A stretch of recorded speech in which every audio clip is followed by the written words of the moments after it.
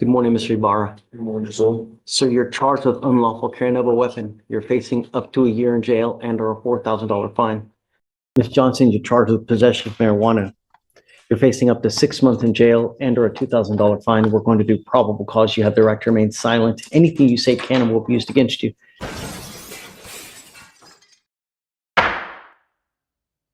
Last name Williams. That one landed in court 3, but should come.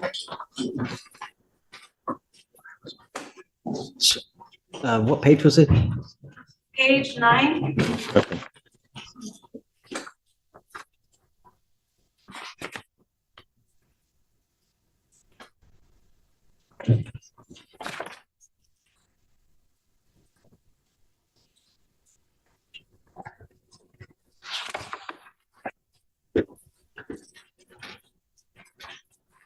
Are you Patricia Johnson?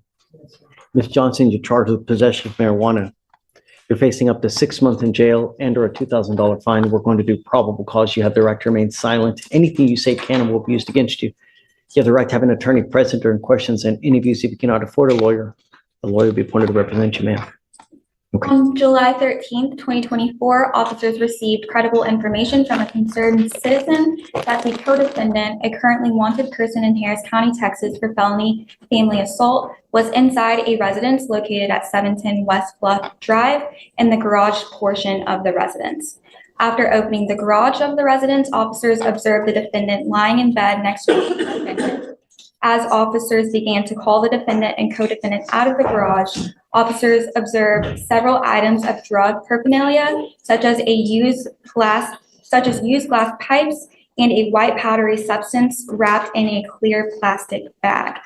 Through further investigation, deputies observed 1.5 grams of marijuana located underneath the white powdery substance. And at the time of the incident, it was unclear what the substance was, but neither the defendant or co-defendant claimed ownership of the substance that had an approximate weight of 2 grams. So how do you know it's hers?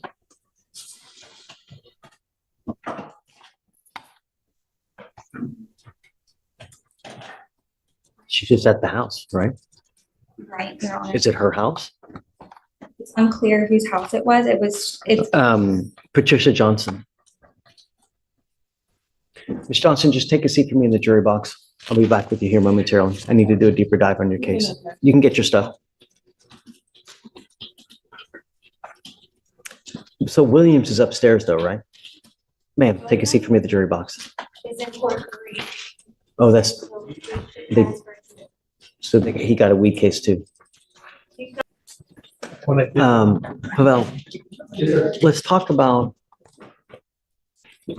Ms. Johnson, if you don't mind. So, You don't have a judge on the PC? yeah, I mean, you're welcome to stay there. You don't have to get up, but so what we have here, I mean, are you ready? Did you read it? Yes.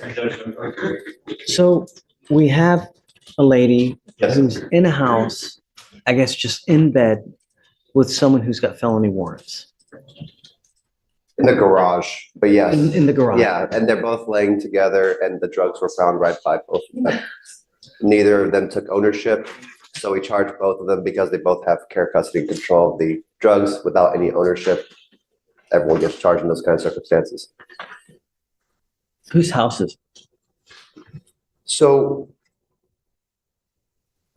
I would need to do some follow-up as to whose house it is, but I know they were in the garage of this house.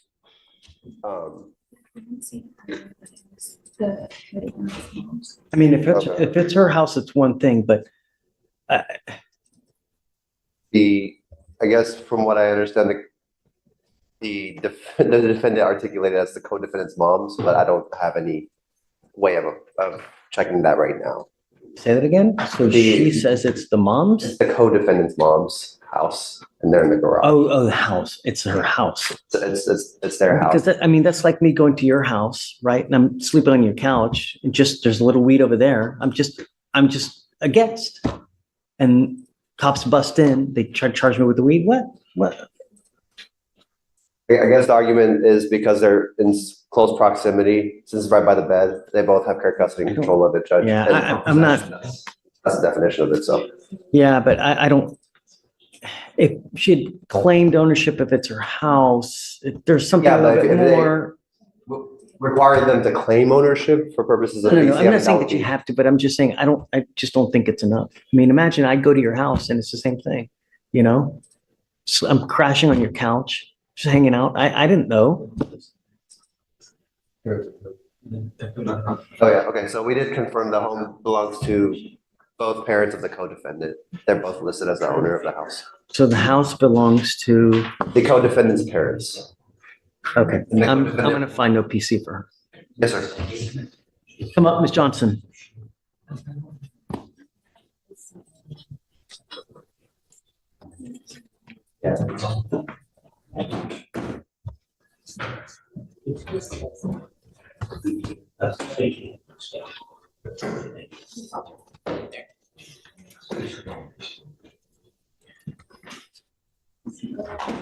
As the old adage goes, when you hang with dogs, you get fleas, right? Perception is reality. I'm going to find no probable cause in your case now. All right. That means I don't have jurisdiction over you. The state may well, in fact, indict this case at a later date. If that happens, a warrant will issue, but I'm going to find no probable cause in this case now. Just be careful who you spend time with and who you hang out with. You get my drift. All right, man. Good luck. You're free to go.